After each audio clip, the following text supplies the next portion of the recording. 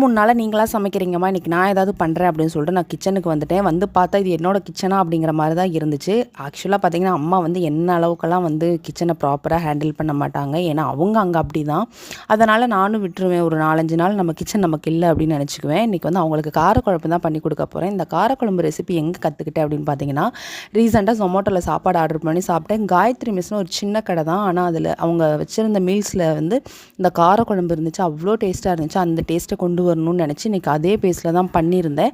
உண்மையாகவே ரெசிபி சூப்பராக இருந்துச்சுங்க. நான் வந்து நெக்ஸ்ட் வீடியோவில் வேணும்னா சொல்லுங்கள், நான் ஷேர் பண்ணுறேன்.